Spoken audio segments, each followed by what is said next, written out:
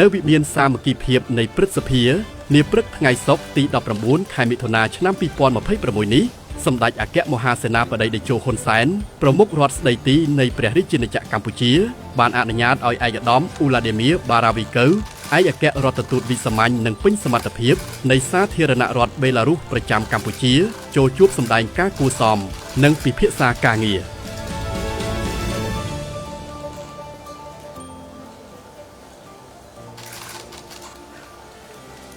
នៅក្រៅជំនួបឯកឧត្តមជាធិរិទ្ធអ្នកនាំពាក្យព្រឹទ្ធសភាបានដោយដឹងថានៅក្នុងជំនួបនោះសម្ដេចតេជោហ៊ុនសែនបានសម្ដែងនៅការស្វាគមន៍និងរីករាយដែលបានជួបជាមួយនឹងឯកឧត្តមអគ្គរដ្ឋទូតបេឡារុសប្រចាំកម្ពុជាសម្ដេចតេជោក៏បានលើកឡើងអំពីទំនាក់ទំនងដ៏ល្អជាមួយគ្នារវាងប្រទេសយើងទាំងពីរហើយសង្ឃឹមថាក្នុងបេសកកម្មរបស់ឯកឧត្តមជាឯកអគ្គរដ្ឋទូតរបស់បេឡារុសប្រចាំកម្ពុជានឹងធ្វើឲ្យទំនាក់ទំនងទ្វេភាគី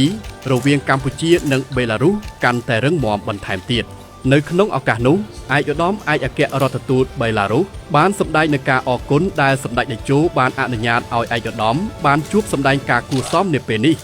ឯកឧត្តមបានលើកឡើងអំពីទំនាក់ទំនងរវាងកម្ពុជានិងបេឡារុសដែលមានជាយូរមកហើយនិងរំលឹកអំពីដំណើរទស្សនកិច្ចរបស់សម្ដេចតេជោទៅកាន់ប្រទេសបេឡារុសនាពេលកន្លងទៅជាពិសេសនៅក្នុងឆ្នាំ2014នៅពេលដែលសម្ដេចតេជោនៅជានាយករដ្ឋមន្ត្រីដែលបានពូនជ្រុំនៅទំនាក់ទំនងរវាងប្រទេសទាំងពីរឲ្យកាន់តែល្អប្រសើរ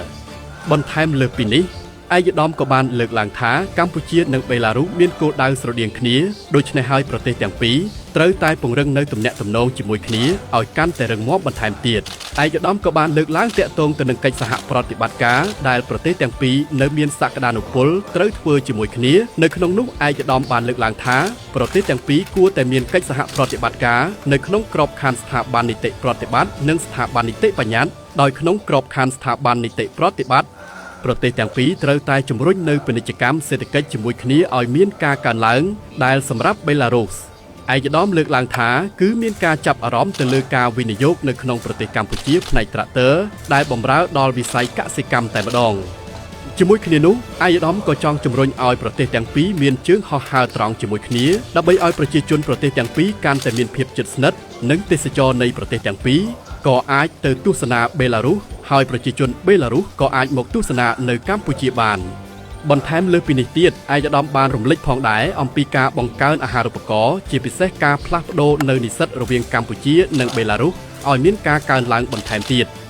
សម្ដេចតេជោបានពេញចិត្តចំពោះការលើកឡើងរបស់ឯកឧត្តមឯកអគ្គរដ្ឋទូតបេឡារុសក្នុងការជំរុញនៅពាណិជ្ជកម្មសេដ្ឋកិច្ចវិនិយោគរវាងកម្ពុជានិងបេឡារុសសម្ដេចបានសង្កត់ធ្ងន់ថាប្រទេសទាំងពីរ